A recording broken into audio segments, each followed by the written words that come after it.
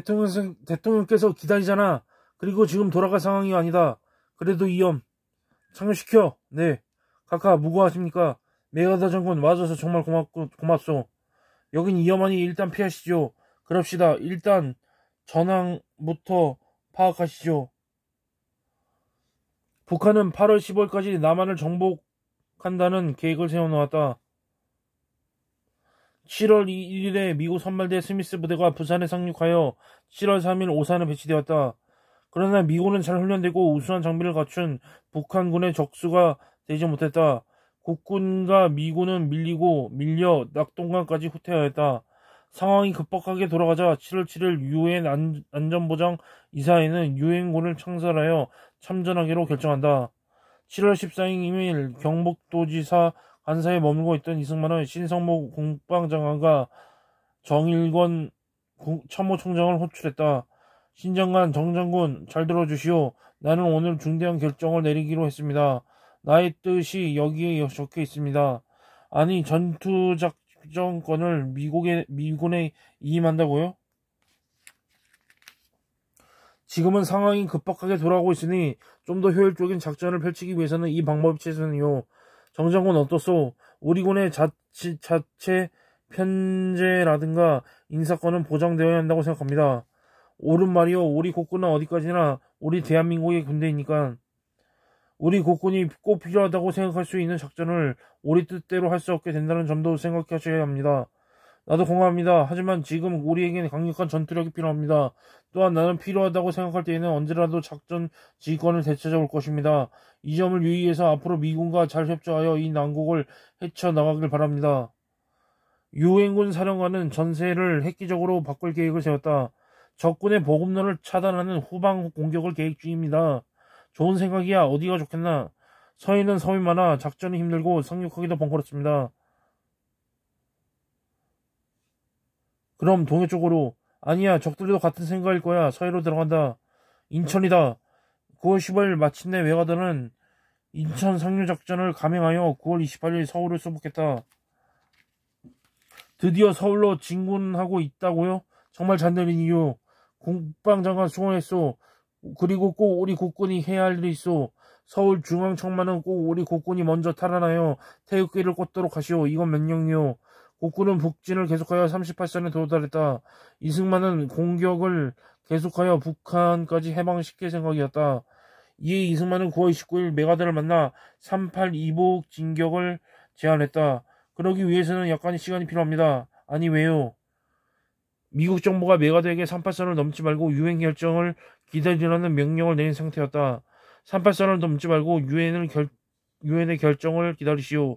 그게 이승만은 국군의 단독 북진을 결심하고 9월 30일 정일권 참모총장에게 비밀리에 북진을 명령했다.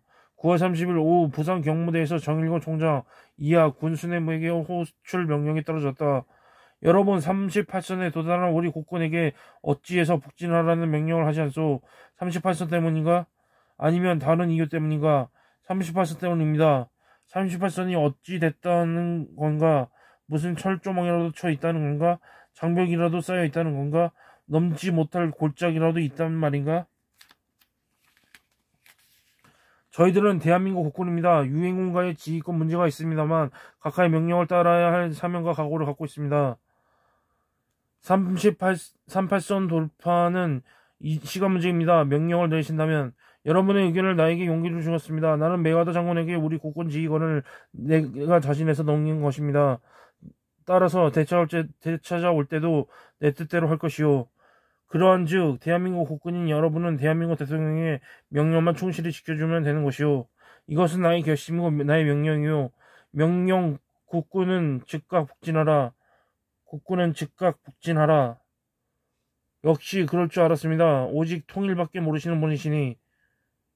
북진. 지금부터 명령을 하달하겠다. 북진이다.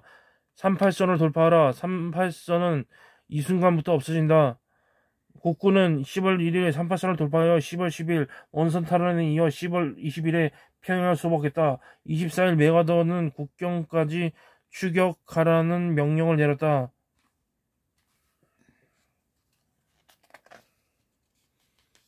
이승만은 해방 후 일본과 거리를 두는 정책을 폈고 협정 문제를 둘러싼 일본과의 대립도 해결 기미를 보이지 않았다. 해양의 주권에 대한 대통령 선언의 명령 아래 평화 선언을 전격 발표했고 이를 일본 정부가 무시하자 군함까지 동원해 평화선을 넘는 일본 호선을 가차없이 납포했다. 우리에게 휴전은 없다. 6.25 동남 발발 1년 만인 1951년 6월 24일 유엔 주재 소련 대표 아코프 말리크가 장전을 제안했다는 소식이 국내에 알려졌다. 이승만의 반대에도 불구하고 참전 16개국은 27일 말리크의 제의를 공동 수락했고 7월 10일 휴전회담 본회담의 개성에서 시작됐다. 1952년 11월 4일 한국전 휴전을 선거 공약으로 내세웠던 아이젠하워가 제33대 미국 대통령으로 당선됐고 12월 한국에 방문 휴전을 성사시키자는 쪽으로 정책을 추진했다. 그 사이 38선을 둘러싼 치열한 공방전이 계속되었다. 이런 가운데 소련의 스탈린이 사망하자 크렘린의 새 권력자들은 더 이상 스탈린이 일으킨 부담스러운 전쟁을 계속할 이유가 없었다.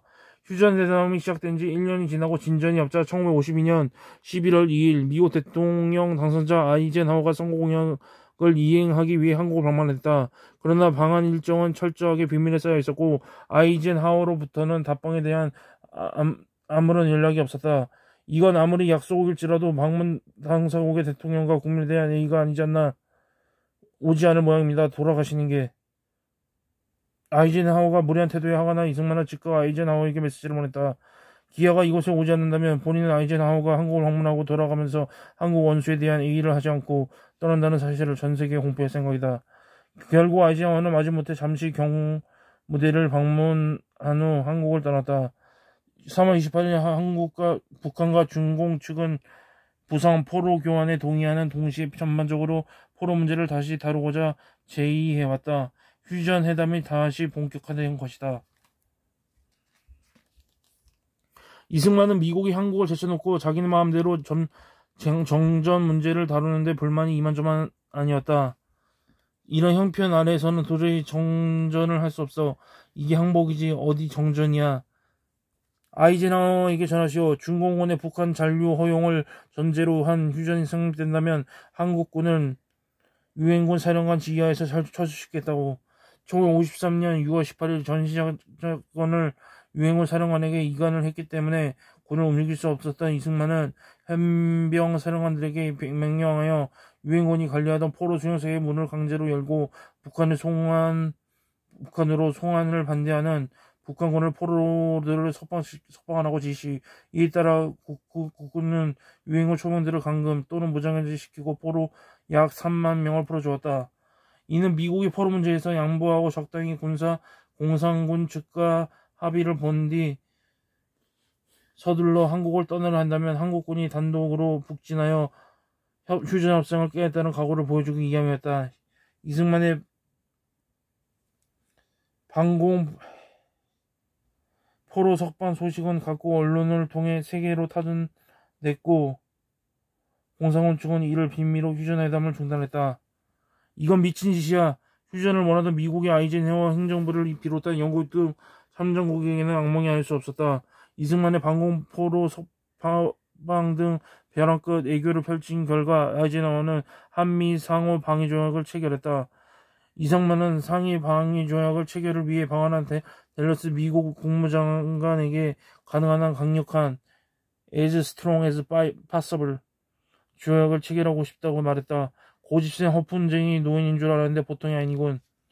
휴전협정을 얻어내기 위해 미국은 애교 전문가인 이승만과 긴 줄다리기를 해야만 했던 것이다. 이승만은 미국으로부터 휴전 성립 후 한미 상호 방위 조약 체결, 장기간의 원조 2억 달러의 부원조 제공, 한국 지상군 20개 사단으로 증강 등을 주요 내용으로 하는 실리를 얻어냈다. 안타깝게도 우리 민족 전체의 생명과 희망이 크게 그것에 달려 있어.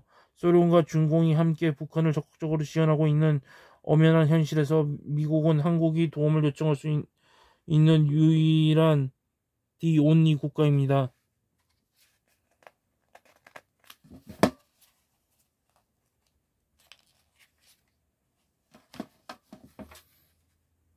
이승만은 보리스 조한 미군 대사와의 회담에서 방위조약 체결이 목적이 무엇인지를 분명히 했다. 한국은 오늘 공산주의자들의 이협에 방위조약이 필요하지만 내일은 일본의 이협으로부터 보호받기 위하여 그 조약이 필요로 할지도 모르고 한미 상호 방위조약 체결은 약소국의 대통령으로서 최강대국 미국을 상대로 얻어낸 애교적 승리였다. 휴전회담 본회의는 중단 21일 만인 1954년 7월 10일 체결됐고 27일 오전 10시 판문점에서 유엔군 측 수석 대표 해리슨 장군과 공산군 측 수석 대표 남일이 불과 10분 만에 협정을 체결하여 3년 1개월간의 전쟁은 끝났다. 한국 통일 문제를 논의하기 위해 열린 제네바 정치회담은 1954년 6월 14일 결렬되었음을 공식적으로 선언되었다. 미국은 극동에서 공산주의 팽창을 막기 위한 동북아시아 정책을 원만하게 수행하기 위해 한국과 일본의 관계 개선을 희망했다. 그러나 이승만의 생각은 달랐다. 나는 미국이 방공 전선의 천병인 한국을 동북아시아 정책의 중심에 놓고 생각하기를 희망합니다. 이러한 생각의 차이를 해소하기 위해 아이젠하워는 이승만을 초청했다. 이승만은 국빈 자격으로 1954년 7월 25일 미국을 방문하게 된다. 7월 28일 오후 상하양원 합동회의에서 이승만은 연설했다. 이승만은 하원 의장 조셉 마틴의 미국 국민이 대단히 존경에 맞이하는 용감의 자유의 투사라는 소개를 받으며 연단에 섰다. 싸우려는 용기와 지혜만 있다면 자유세계는 공산세계를 타도하고도 남을 만한 충분한 힘을 갖고 있습니다. 한국이 자유를 위한 싸움의 선봉이 되겠습니다. 나의 친구들이여, 평화는 결국 공산주의와 민주주의가 반반으로 남아있는 세계에서는 회복될 수 없음을 기억합시다. 이날의 연설은 원만한 한미관계를 성립하는 데 걸림돌이 됐으며 미국과 한국의 국익 차이를 오판할 일생일 때에 저지른 가장 큰 잘못이었다고 이승만은 수레했다.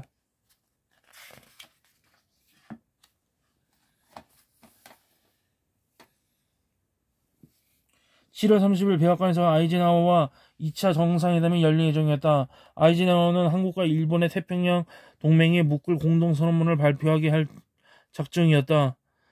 어제 기국의 헌병 사령관이 중립국감시위원단의 공산 측 대표를 내쫓았습니다. 왜 그랬습니까? 결국 이 대통령은 회담의 자식보다 6, 7분 정도 늦었다. 회의장에 앉자마자 두 정상은 시비를 벌이기 시작했다. 그들은 스파이입니다. 우리 군사기밀을 정탐합니다. 더군다나 미 8군 시설까지 정탐하고 있습니다. 그게 사실이냐? SR. 서울에서 중립국 감시원단의 공상 측 대표단을 내쫓은 것은 대통령의 치밀한 계획 하에 단행한 것이었다. 이 대통령은 미국 측의 일본 문제를 꺼낼 것을 예상하고 그에 대한 빌미를 만들기 위해 중립국 감시원단의 축출을 단행한 것이었다. 이는 우리나라의 안전을 위협하는 공산군 측 중립국 감시위원단을 나라 밖으로 내쫓으려는 의도이며 애교 전략으로 애초에 목적했던 중립국 감시위원단 축출의 근거를 만연하고 미국 측의 일본 관련 한국에 대한 정책에도 제동을 걸었다고 볼 수 있다. 이승만은 모교인 조지 워싱턴 대학과 콜롬비아 대학에서 명예법학 학사 학위를 받았고 뉴욕시에서 영웅행진이라는 카퍼레이드를 받았다. 소련의 중심을 둔 세계 공산주의와의 싸움에서 용감하게 맞선 한국 국민에 대한 미국 국민의 감사 표시였다. 3년의 전쟁은 전 국토를 촉토화시켰다. 이승만은 미국의 원조로 전후 복구 사업을 펼쳤지만 전쟁은 끝난 것이 아닌 휴전 상태라 이승만은 경제복구와 함께 국방력 강화를 동시에 진행해야 했다. 미국은 1950년부터 1957년까지 약 11달러로 지원했다. 이승만은 우선 국방산업, 사회간접 자본 건설을 염두에 뒀지만 미국은 국민의 생활고를 덜어줄 수 있는 소비재에 중점을 두었다. 1954년 부산 임시정부는 전후 복구를 위해 산업의 기초가 되는 철강산업 진흥 정책을 마련했다. 미국은 수백만의 피난민들이 굶주리고 있는데 무슨 철강 공장 건설이냐. 우선 민생 문제부터 해결하라면 거절했다. 우선 민생 문제부터 해결하라면서 거절했다. 못이나 양철판이라도 있어야 판잣집이라도 지을 것이 아닌가. 미국이 돈을 못 보낸다면 우리 정부가 보유한 자체 자금이라도 공장을 지으시오. 이승만은 서독 최대의 제철회사 제조회사인 대마그사의 철강 공장 건설을 맡기며 수많은 기술자와 관리자들에게 서독에 보내 현대식 철강 산업을 배우고 오도록 했다. 특히 수입 대체 산업을 육성하여 1953년 대한중공업 현 인천제철을 선두로 본격적인 전후복구와 산업 근대화에 첫 시동을 걸었다. 이승만은 원자로 도입에 나서 1959년 7월 14일 트리가마크 -2 원자로 설치 공사를 시작했다. 이승만이 가공한 원자로가 최초로 가동된 것은 1962년 3월 30일이었다. 이승만은 이때 이미 대통령에서 물러난 하와이에 머물고 있을 때였다. 원자력의 비군사적 이용에 관한 한미 간의 협력을 위해 협정을 체결하고 1957년 8월에 국제원자력 기구에 가입했다. IAEA International Atomic Energy Agency. 전쟁으로 국가가 소멸될 위기를 겪었던 이승만은 원자력의 무한한 군사적 가능성을 염두에 두고 있었다.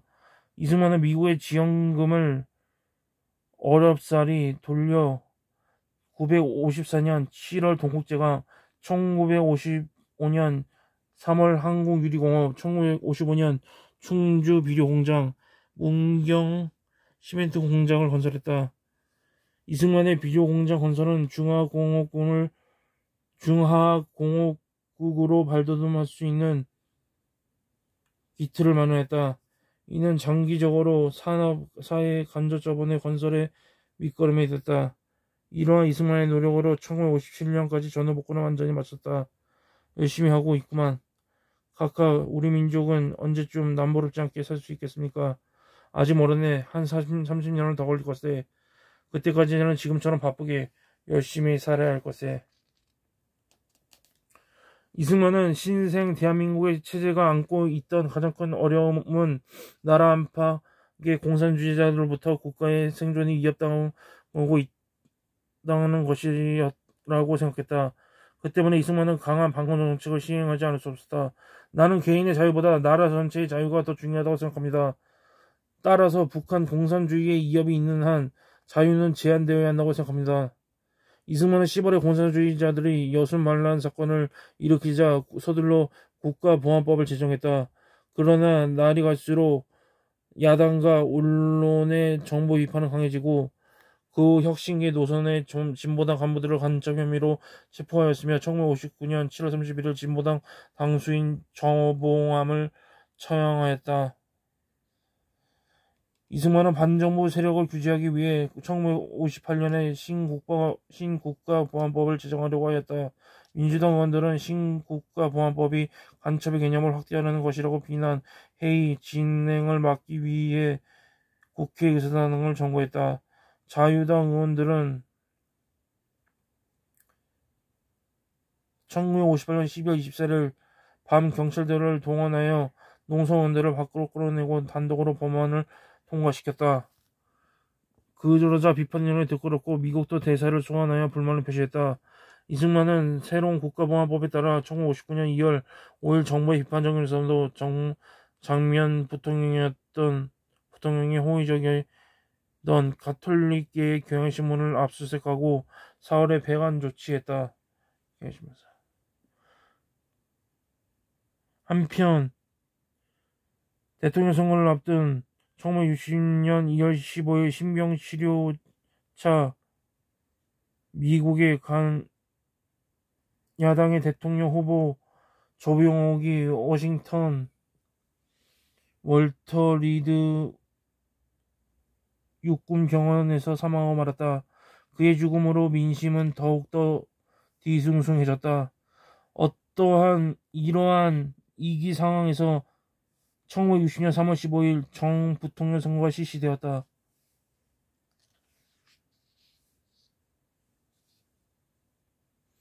선거 결과 대통령 이승만, 부통령 이거봉이 당선되었다. 그러나 3.15 선거는 부정선거에 휘말렸고 결국 4.19 학생호로 발전하였다. 3.15 때 잡혀간 사람을 석방하라. 이 과정에서 경찰의 발포로 민간인 사망자 수가 100여 명이 넘었다. 또한 정부가 시위배후의 공산주의자들이 개입했다고 발표하자 국민의 분노는 더욱더 커져갔다. 국민 여러분, 불순 분리의 선동에 넘어가지 마십시오. 확인해 봤습니까? 네, 오래전부터 준비해왔던 것 같습니다. 이번 선거가 이기붕. 깨끗한 선거라고 발표했지만 소용이 없습니다. 각하 미 대사가 면담을 요청했습니다. 부정을 보고 일어서지 않는 민족은 죽은 것이나 다름없지요. 만나봅시다. 이승만은 하야 성명을 발표하고 사임서를 국회에 제출했다. 본인 이승만은 국민이 원한다면 대통령직에 사퇴하겠습니다. 이승만은 27일 경무대를 떠나 이하장 사저로 거처를 옮겼다.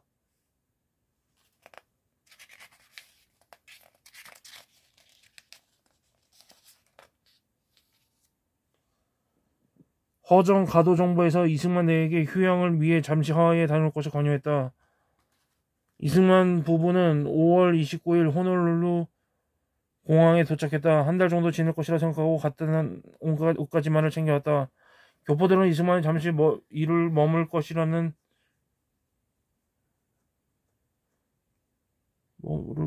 생각에 얼버트 체의 별장을 숙소로 정했다. 그러나 쉽게 귀국할 것 같지 않아 보이자 측근들은 이승만 부부를 팔려고 내놓은 집으로 모셨다. 그것은 마키키 스트리트 2033번지에 있는 침실 2개의 작은 목조 주택이었다. 건강이 나빠져 트리폴리 미 육군 병원에 자주 갔던 이승만은 자나깨나 고국으로 귀국할 생각뿐이었다. 1962년이 되자 이승만의 귀국에 대한 열망은 더욱더 커져갔다. 이런 상태로 비행기를 탈 수는 없습니다. 동시에 자신의 소원을 이루지 못한 것에 대한 분노도 더욱더 커져갔다. 가족들과 주변에서는 그의 귀국을 준비했다. 하지만 귀국을 달가워하지 않는 군사정부에 의해 이승만의 귀국은 끝내 좌절되고 말았다. 각하 죄송합니다. 그래요. 누가 정부 일을 하든지 정말 잘해가기를 바라오. 이승만 부부의 미국 생활 5년 2개월은 교포들과 미국인 친구들의 도움으로 살았다. 대통령 시절에 인연을 맺었던 미국인들도 찾아오거나 관심을 보여주었다. 마우나라니 요양병원의 원장 존슨 여사는 이승만을 무료로 입원시켜 간병해줄 것을 제의했다. 존슨 여사는 프란제스카 간호보조원으로 이승만의 병상을 지키며 병원 부속 건물 방에서 생계를 이어갈 수 있게 해주었다. 이 박사님 소원이 무엇입니까? 여비요. 한국으로 돌아갈 여비요. 아직도 이 박사님은 한국으로 돌아갈 것을 생각하고 계세요. 노년에 이승만의 머릿속엔 고향 산천의 풍경이 또렷한 듯 했다. 한국에 누가 오기라도 하면 항상 고향 산천을 떠올리곤 했다. 지금도 청양리 밖에는 누런 벼 이삭이 굽이 지고 있는가. 언제 다시 그것을 보고 죽을 수 있을런지. 한국에 국부했던 이승만 전 대통령이 쓰러졌습니다. 1964년에 들어서면서 이승만의 병세가 크게 악화되었다. 뇌에서 출혈이 심하게 일어나 급히 퀸즈 병원으로 옮겨 응급처치를 받았고 그 사실을 호놀룰루 방송 등 하와이 언론들이 자세히 보도하기도 하였다. 그러던 1965년 7월 19일 0시 35분 이승만은 조용히 숨을 거두었다. 이승만의 운구는 21일 오후 고인이 세운 한인 기독교회 안에 안치되었다. 하와이의 모든 방송 매체가 애도 방송을 했다. 그리고 수많은 미국인과 교민들이 애도를 피하기 위해 모여들었다. 1965년 7월 23일 이승만의 영구는 C-118 미군 수송기에 실려 꿈에도 잊지 못하던 그의 조국에 돌아왔다. 자신이 평세토록 사랑하던 동포 곁으로 마침내 돌아온 것이었다.